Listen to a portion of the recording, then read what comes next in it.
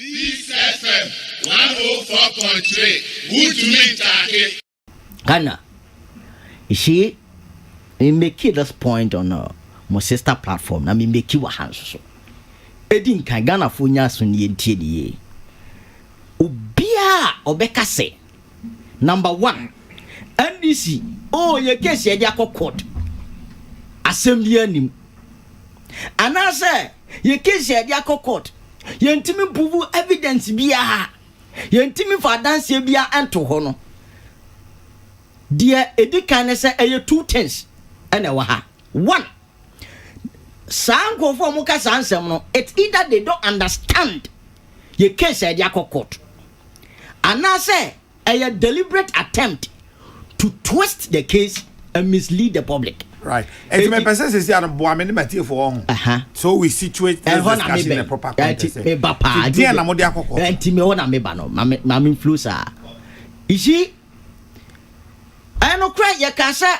Electoral Commission abana ya tono December 7 2020 no we are benim but question I also ubusa and say we are mu ben yeka over yes as a political party a coalition you were agent across the 38,000 polling station ya print sheet all right yes ya can say a coalition you wo in figures wo but aside that no ya Electoral Commission na Constitution no amane ho kwan say ono kwa na abato ne ho nsunsuaso no so de to Ghana fo anim anya PP figures wo mukura ana anya DC for figures e kura etu ono kwa na constitutionally owo ho kwan say abato ne nsunsuaso na kasa no also de tudwa oya sanya mani nyina no oya based on the constitutional why then what we ought to at the moment ubetimi find out say ma me na breach the very constitutional so ought to no ubetimi de na court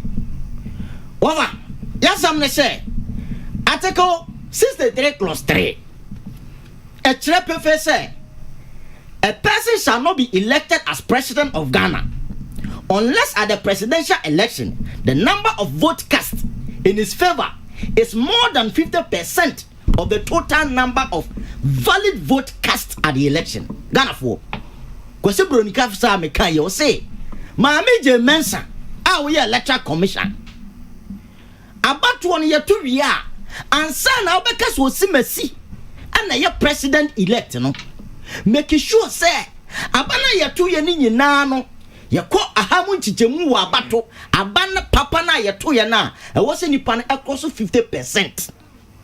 Ansa na obetumi aka say obi a eden eye president elect etimutie etina ubegina basis na eye den ye was 16 regions and every region bia na ye wo coalition sheet and answer resource summary sheet etu ubenya all this resource summary sheet no show the various voter all the candidate no omunya ye together with the party agent na makabom na monya bibia your friend total vote cast. In total vote cast no, you were your friend a rejected vote. Ube you rejected vote no every total vote no about benya your friend of total valid vote cast. And to ube ye or hamun chichemu at the ama candidate na ube you should your friend total valid vote cast. And I be yan chichemu no waka say osima say na yehu say we and across 50% plus 1 et yen declare no say oye president elect et to constitution asa o ketensa yes ade no ansa na what declare maamene on the 9th of December obey declaration no waka kire Ghana fo nyina say number 1 abana ya tu ye ni nyina no total vote cast no aya 13,434,574 na okachire Ghana for say yewura president Akufo-Addo wonya 6,730,413 yewura Mahama wonya 6,214,889 and obobo su course wa and okachire Ghana for nyina say Ghana for muntie abeya amebe buboyi ye de 274 constituencies excluding your friend is saying 30 mile south Out of 275 no, you use 274. That is a 30 man south about to lose no Ghana for man fan ka ho. And was I the can be Ghana for imposa me the 30 man south to figure ni nyina be ka ho a. About to lose so ya me buboy no ensesa no da. And was I kato so biam se Ghana for. Sa me the about to ni nyina po ade koma Yewura John Dramani Mahama mpo a. Abano ensesa declaration we ya me ba be ye no. Tie Ghana for nsha hanso. Mameno is on oath and she's mandated by Article 63 clause 3. Say I was making sure say nipa na clause across 50% plus and that was declared. And the any statement ube make in relation to the declaration biano yenim say you have checked and cross check and you are certain say it will not affect the results. You don't assume or presume.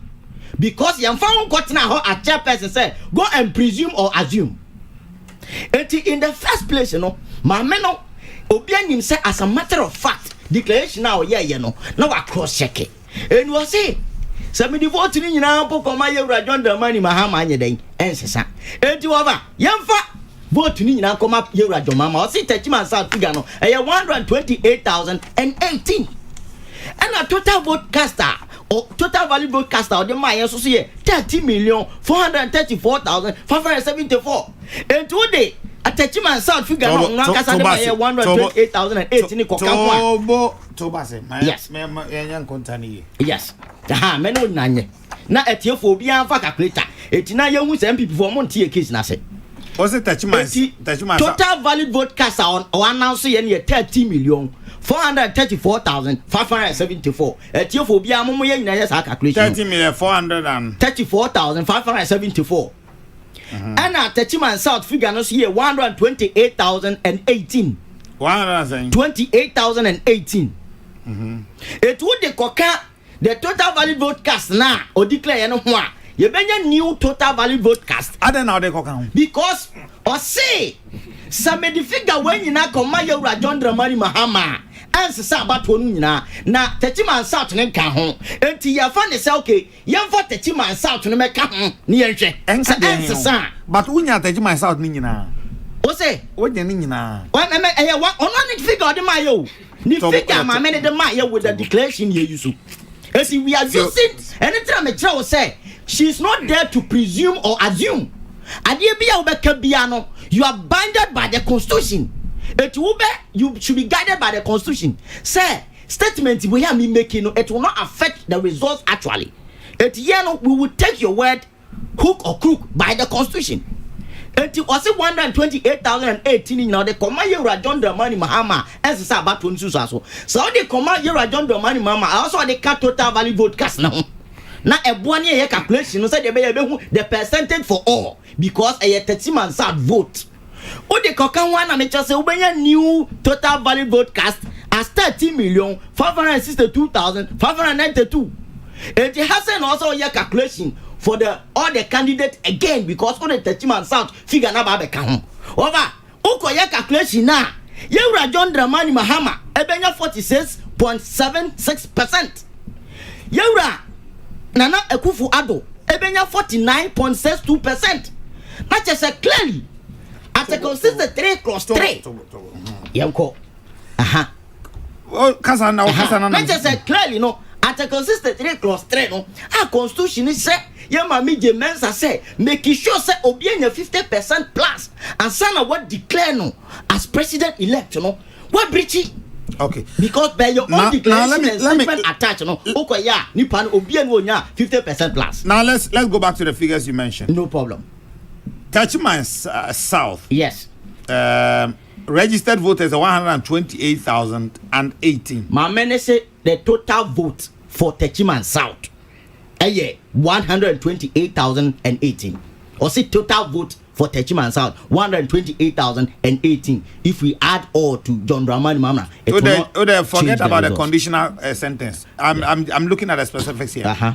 Now you have a total votes of 13,434,574. Fantastic. I'm not even addressing the 128. No problem. 13,434 now. Yes. And a total vote cast. Total valid vote cast as declared by Mami Jane Mensah on the 9th. Total valid vote cast. Okay. Granted. Yes. Says example. And yes, granted. Educated. That is what she said. But you know from where you sit to say, you cannot say that 13,434 a total valid vote. But I know I know your total vote cast. No.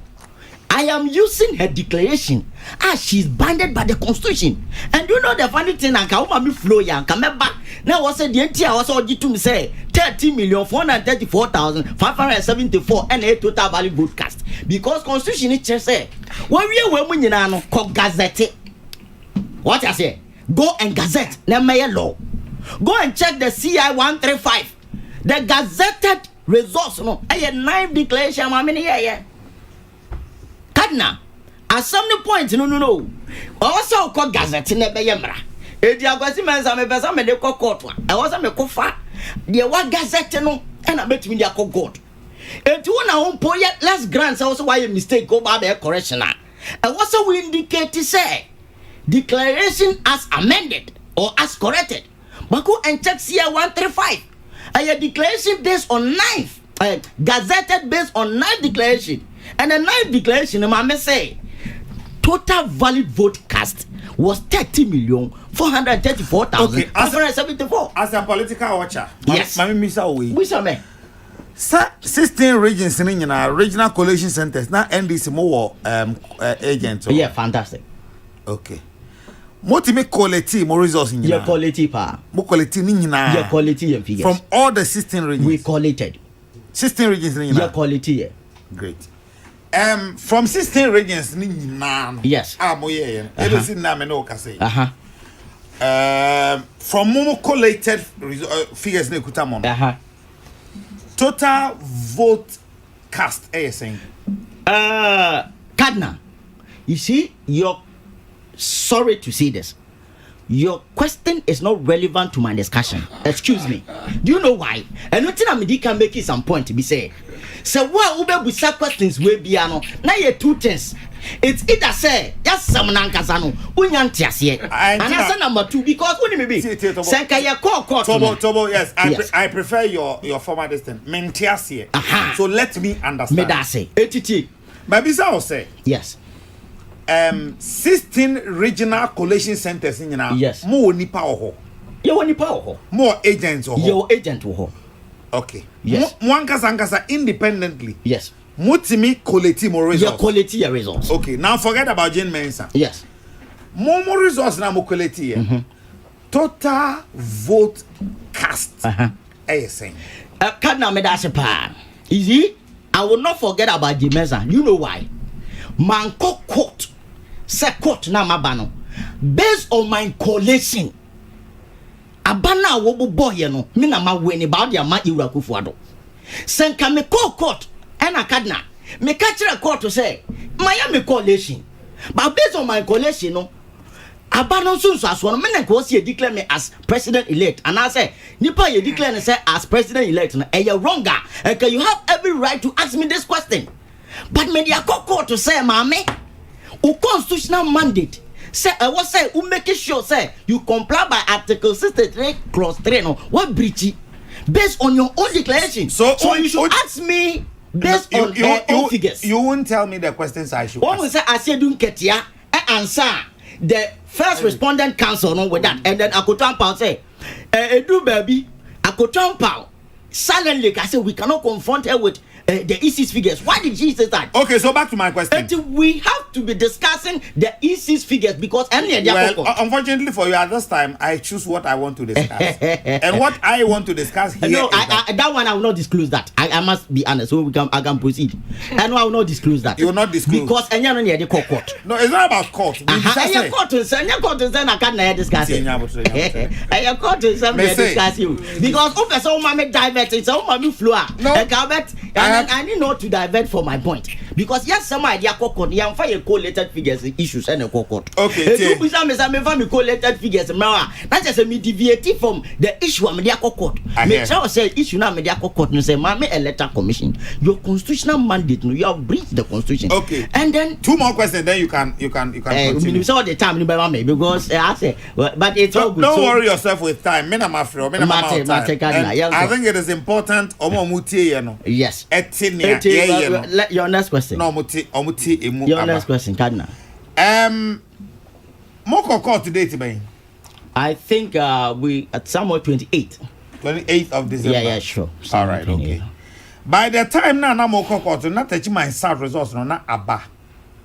Techiman South results. I can't tell for now. Okay. Sure. And now me know tia ka say Techiman South results and this munim. Techiman South results Aba. Yes. Okay. Of the 128,018 who are registered at Techiman South no. Omo nyina to aba. Not all. Okay. Of that 128,018 no. The Abano is for certified results from Techiman South. Yeah. And this in your saying. Oh, I think those figures, no.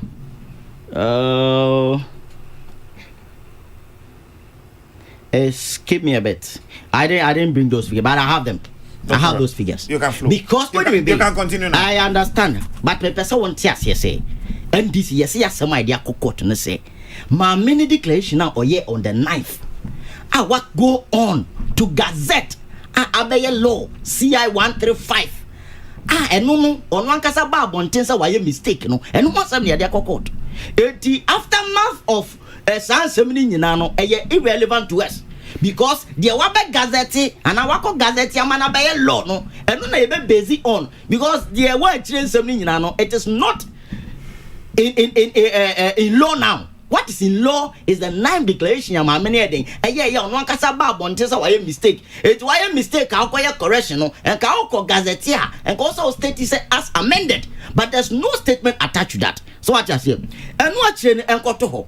Minia, my many day 4 different figures for total value votes number. Yeah, 2 about we are.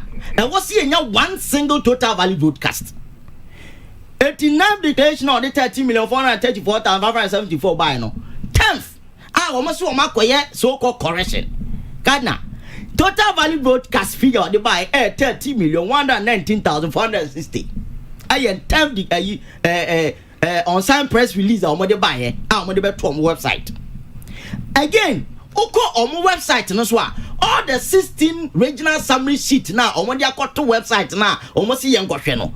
Oko ye na tabulation is so a different total value vote and obenya ho and also 30,218,633 and at the edutwom and they say Gardner court to ordinary evidence as first respondent to court no so Oko paragraph 24 of the evidence or the court and as a response or the court now.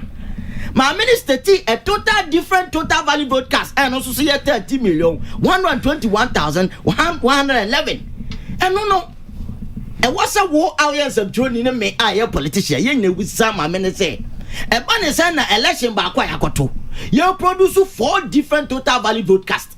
We are supposed to have 1 total value broadcast on which basis and how many arrive at all these different total value broadcast. It should be a cost worry. I was here with Sabinia. Enti yade 3 witness and a court. You were as you don't get ya no witness no. It established the fact say 1 Mameno a breaching Article 63 clause 3. And 2 Mameni declaration or it was unconstitutional. Enti you were as you don't get ya no witness no the buy no. It established this fact. And the fact ni now so to ho edu omo kasa and amount for evidence anko and amount for evidence anko no say the yen collated figures issue and a court and ka obaka yen ko fa yen p sheet emra yan fa yen collated figures issue na court yes ma me nan kasa declaration no no and you prove to court say declaration no any statement or the attach no Article 63 clause 3 no ma me no breach and the evidence na dey aba etu kasa omo kwa fa evidence for bia then it means you don't understand the case. Number 2 Yura Besa White and yewura metununu almost evident no it went ahead to establish the fact say Yemami J. Mensah acted in bad faith and also was not transparent and was not fair to the whole processes. Eti yewura shedun kecha establishing the basis say maame na a breach article 63(3) aya constitutional mandate na afen so ni declaration no aya unconstitutional no yewura pesa white and yewura Rojo Metununo so echo establishing the fact say Yemami J. Mensah acted in bad faith and then also she was not transparent and she was not fair and therefore must be held responsible and accountable.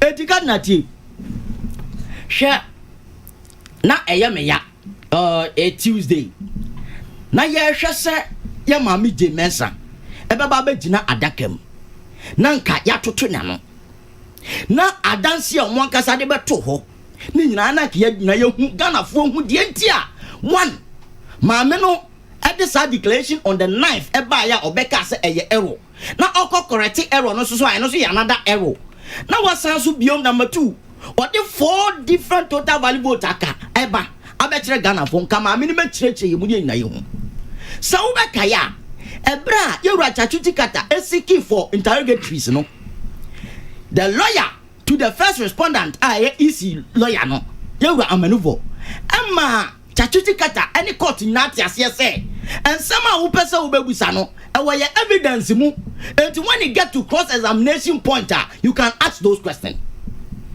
And also some of the judges people can say yewura chachuti kata but in somehow who person will be say can't you ask same question during cross examination? Not just say everybody knows say there will be a time for cross examination ma many baba betina dwom and until it was part of the basis in tia you told the interrogatories ni egu ye enti mo ankasa maka first say interrogatories ni ma because ma many baba betina adaka mu ni atoto na no na question na opese obusa no obusa no enti ene ebra na sonsa ma many be kwa kwagina adaka num ni atoto na no ni abusa no sa questions na adenti na yem pese ma many be kwa kwagina adaka nim.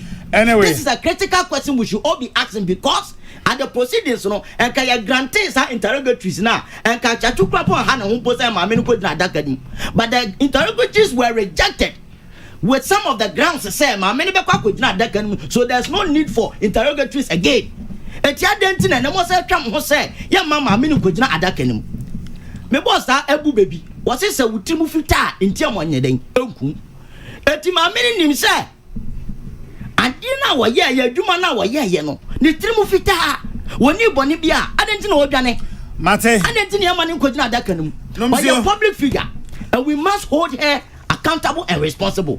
Me I believe sir adagis nim sir we are seeing na hwe sa proceedings it sometimes you can say public office holders, no, we should hold them accountable, we should hold them responsible. This is an example. I was here certain said Juma or yeah, you know, it has been questioned based on constitutional grounds. And you answer questions, you know. Now you know Ghana for you because Ghana me without the year total valid vote cast for the 2020 election now. The catch. Your question na mbisa o catch me say wonyima. Eza wait here. Me na wasa me deba. Oh, electoral commission no pen to me man kwan yo. Ghana. Unim say electoral commission na to me man kwan. Oh, say the oye. Ebi na oye. Me bisa wo no ti. Me bisa wo say saying. Wo say you need not to take my figure. Why? You have to take the electoral commission figure on a constitutional man. Mameko Charles Ousu na yenko Emra. Peter Kwesi Mensah a national communication team member NDC. Peace FM 104.3. Good to meet you.